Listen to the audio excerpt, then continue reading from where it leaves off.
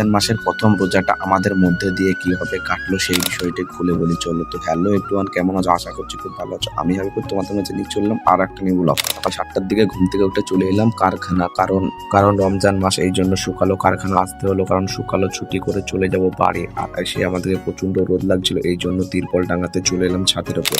আর আমি বসেছিলাম আর এই ভাইটা এদিকে তিরপলটা টাঙাচ্ছিল। তো কঠিন পরিশ্রমের পর আমাদের তিরপলটা টাঙানো ফাইনালি কমপ্লিটের দিকে। তো আমাদের টাঙানো কমপ্লিট হয়ে গেলে চলে যাচ্ছি নিচে। আর এদিকে আসতে দেখলাম কাঁঠাল গাছে প্রচুর পরিমাণে কাঁঠাল ধরেছে, কি বলবো। আর এই গাছের কাঁঠাল খুবই সুস্বাদু, খেতেও বহুত মিষ্টি হয়।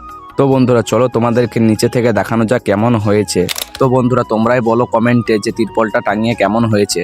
তো বেলা 3টের দিকে চলে এলাম বাড়ি। আর বাড়ি এসে গা পা ধুয়ে রেডি হয়ে আসরকার নামাজটা পড়ে এসে দেখছি ভাইরা সব দাঁতন কাটছে, তাই আমিও দাঁতন কটা দরকার ছিল, তাই দাঁতন কেটে চলে এলাম ভাঙলা দিয়ে। আর ভাঙলা এসে দেখলাম 5টা 21 বাজে, তাই আমি দাঁতন করতে লেগে পড়লাম। আর আজকের রোজাটা আমাদের মধ্যে এভাবেই কেটে গেল।